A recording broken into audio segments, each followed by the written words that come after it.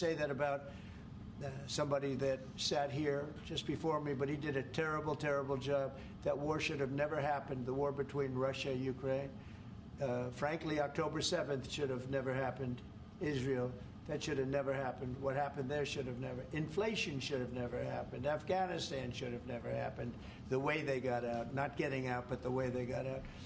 So, but I can say that as far as we're here for a different reason, we're talking about a very different place, and this is some place that I have investments there. I own Turnberry, I own Aberdeen, and I own a great place called Doonbeg in Ireland. So you know, I have a great warm spot for your country. And our trade obviously is fair and balanced, and in fact you've got a bit of a surplus, so we're in a different position there, and obviously we've contributed hugely in relation to Ukraine, and taken together with Europe, there's about 50% It'll work, gone in. It'll work. It's going to work. On a personal level, thank you. So does that mean there won't be any sanctions on the UK then? Well, I have to take a look. I mean, we're going to have a good discussion today, and we have some very talented people on the other side, and we have some people that probably aren't as talented as them, but they're pretty good. Marco, what do you think? Our people are pretty good. And no, we're going to have a good discussion, and we'll be talking about that. Mr. President, I just wanted to ask, Mr. Starmer, the Prime Minister has said that he believes that Vladimir Putin would be at risk of invading Ukraine again without a sufficient backstop. Do you think that Vladimir Putin would be likely to invade again in the event of a peace deal? I don't think so. I think when we have a deal, it's going to be the deal. I don't think if I didn't win the election, I don't think we'd be even talking to Putin right now or anybody else. I think it would just, you know, I don't know if you're looking at the stats, but thousands of people are being killed a week, soldiers mostly, because the towns have been destroyed. But thousands of soldiers. This was a very bad week, by the way. I get the stats. Terrible numbers. And you're talking about a human life. Number one, I want to see that, and it doesn't involve American soldiers, but it's Russian and Ukrainian soldiers, and I think I'm speaking for both. Yeah. Number one, we want to see that stop, and number two, I want to stop paying the kind of money that we're talking about. You know, we're helping, and we're helping NATO, but we're helping a lot, more than anybody else by far, and I want that to stop also. Mr. President, Jeff, go ahead. Thank you, sir. You talked about trade tariffs this morning on your social media site. Just a question about China. 10% tariffs has already been implemented on China. Are you planning to do an additional 10 above the 10? This will be an additional 10 above. And is there, from the talks with Canada and Mexico so far, are you not seeing the progress that you wanted in order to I don't see it at all. No, not on drugs. We've done a great job. If you look at Tom Homan, he's been incredible, and Christie, they've done a great job in terms of the border. But the drugs continue to pour into our country, killing hundreds of thousands of people. We're losing substantially more than 100,000 people. I mean, dead. They're dead. The families are destroyed after that happens. So it's, you know, it's not just that. That's the ultimate. But the families are absolutely destroyed. The drugs come in through Mexico. They come, a lot of them, not all of them, but a lot of them come from China. And that's why we did that. It's 10 plus 10. In 10 case, 10 was there confusion on that? There was, sir, yeah. Okay, 10 plus 10. It's a second 10. And I think you're going to see, eventually you're going to see drugs stopping, because the country should not be allowing those drugs to come into the United States of America. And we're not going to allow it to happen. So that goes on the 4th of March. And then on the 2nd of April, we have reciprocal tariffs. That's reciprocal, where we charge countries what they're charging us. And nobody should have a problem with that. We have reciprocal. It's reciprocity. It's something that I think everybody I've spoken to said that's fair, and it is. If somebody charges us 25%, we charge them 25. If somebody charges us 10 or 15 or 30 or 70, we charge them an exact like amount. And it's pretty simple, but it's reciprocal tariffs, because the United States has been taken advantage of by many, many different countries, including our friends, friend and foe. And in many cases, our friends took bigger advantage of. And when you talk about the EU, we're talking about the EU. The EU has been really very bad to us in terms of trade. And I'm a different kind of a president. I can't let that happen. Thank you. You said just now that... Yeah, please, ma'am, go ahead. Mr. President, what would you be willing to do if Vladimir Putin did not stick to the terms of any deal on Ukraine? If he not what? He did not stick to the terms of any deal on Ukraine because he has a history of not sticking to his word when it comes to international agreements. I think he'll keep his word. I think I've spoken to him. I've known him for a long time now. You know, I've known him. We had to go through the Russian hoax together. That was not a good thing. It's not fair. That was a rigged deal and had nothing to do with Russia. It was a rigged deal with inside the country, and they had to put up with that too. They put up with a lot. It wasn't just us. They had to put up with it, with a phony story that was made up.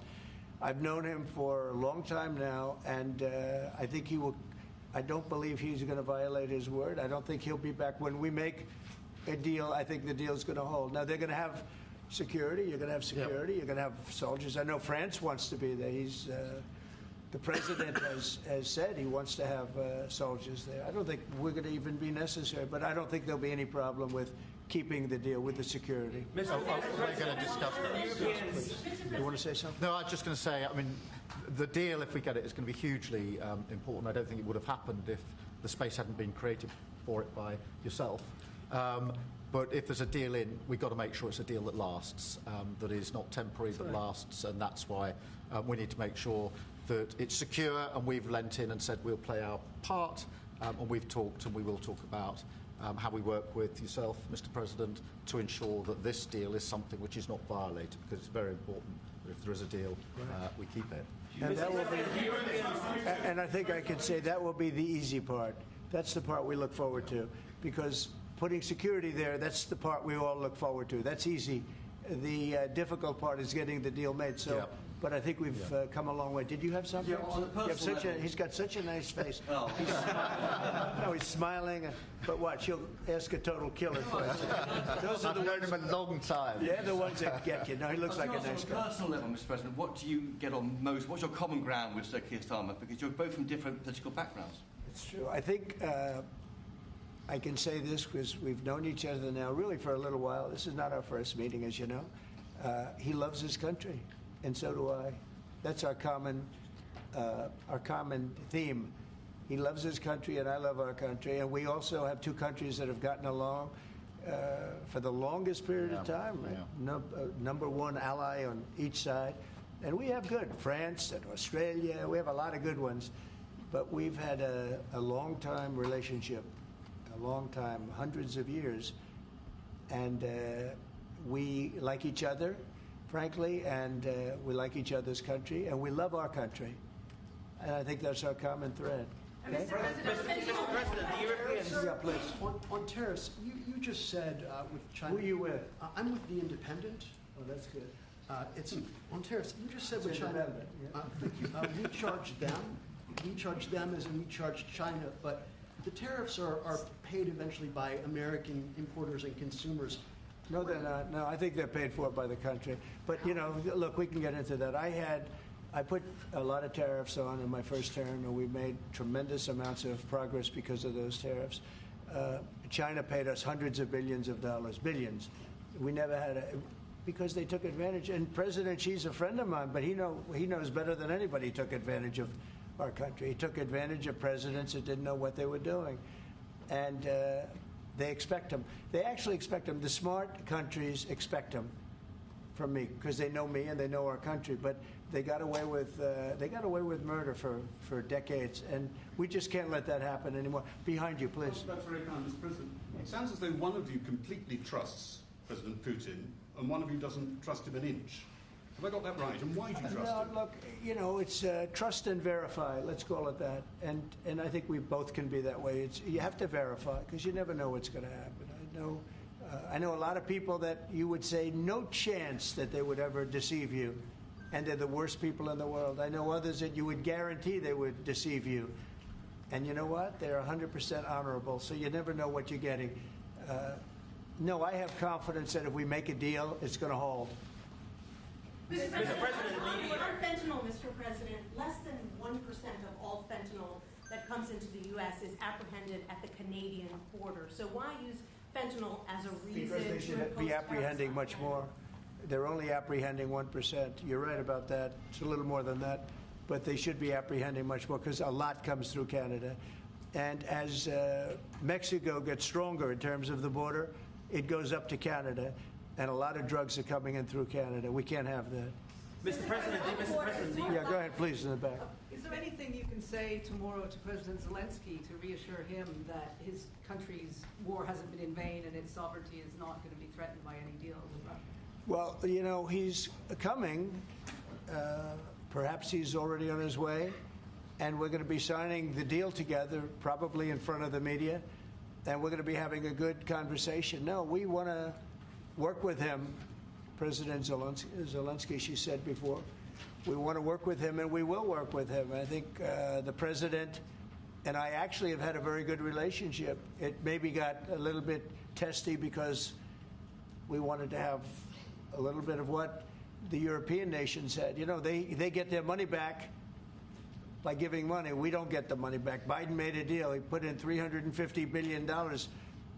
And I thought it was a very unfair situation. We're not getting all of ours. I mean, quite a bit of ours was gifted. It was given. There were some lends, but mainly it was gifted, actually.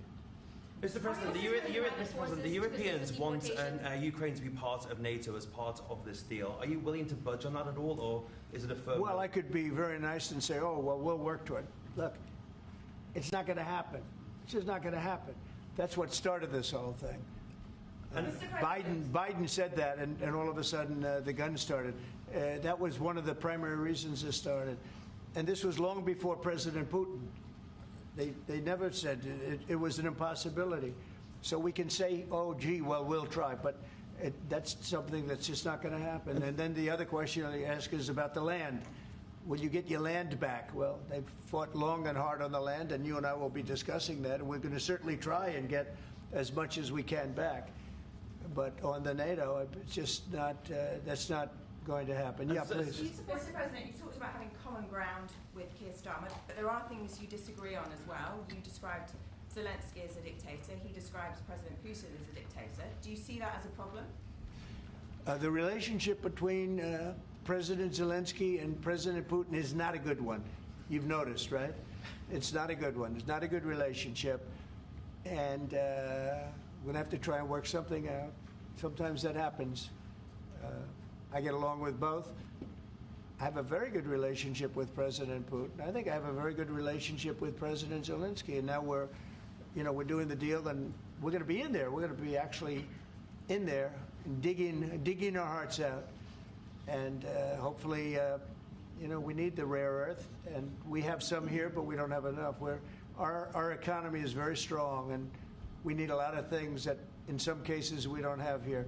So I think we're going to have a very good relationship, but the relationship between them is not the best. Mr. President, do you still think that Mr. Zelensky is a dictator?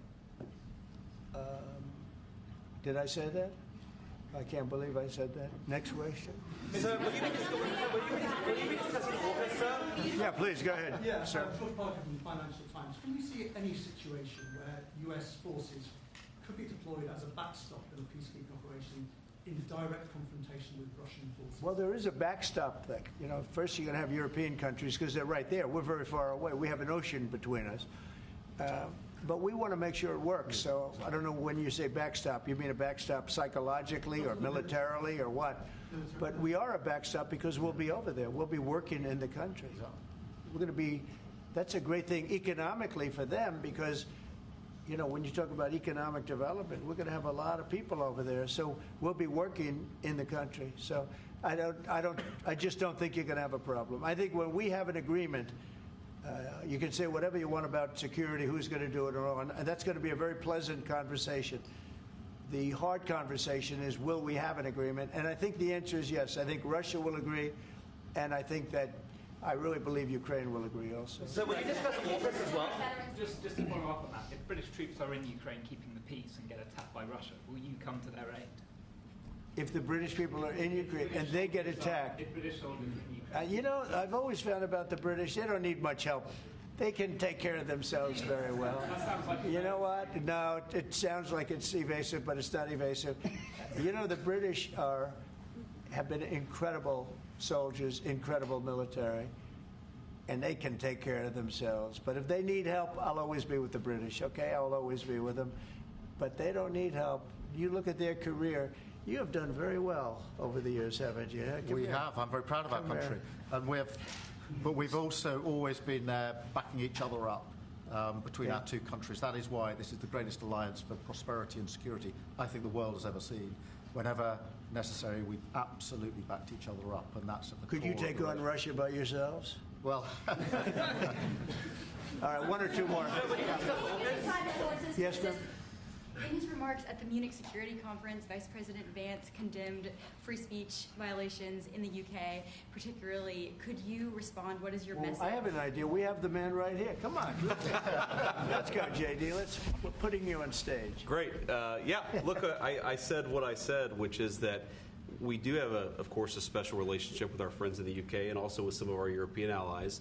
But we also know that there have been infringements on free speech that actually affect not just the British. Of course, what the British do in their own country is up to them, but also affect American technology companies and, by extension, American citizens. So that is something that we'll talk about today at lunch.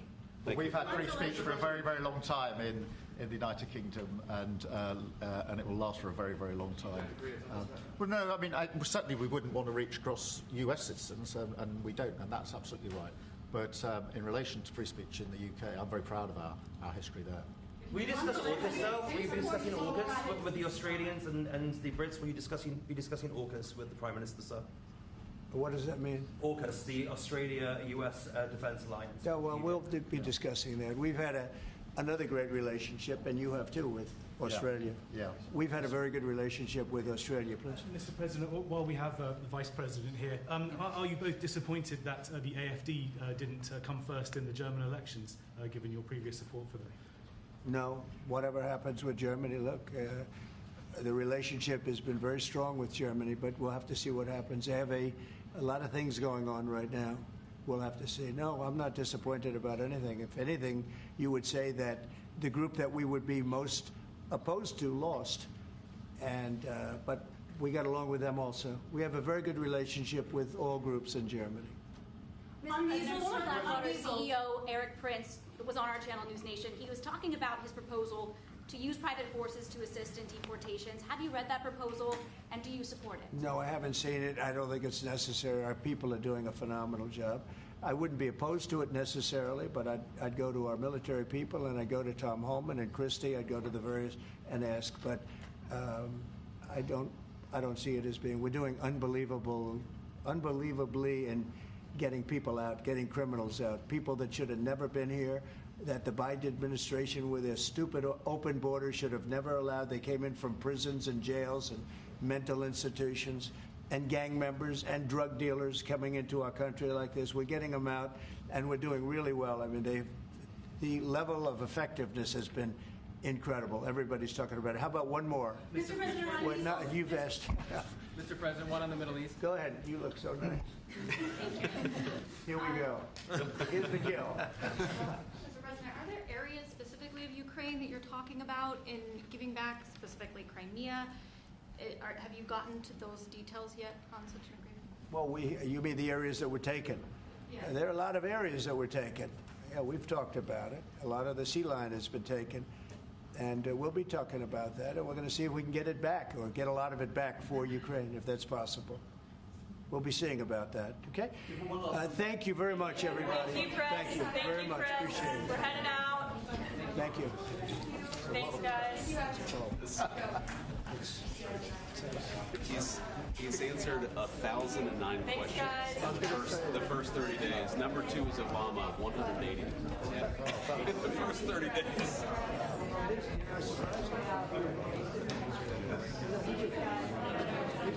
He didn't do well.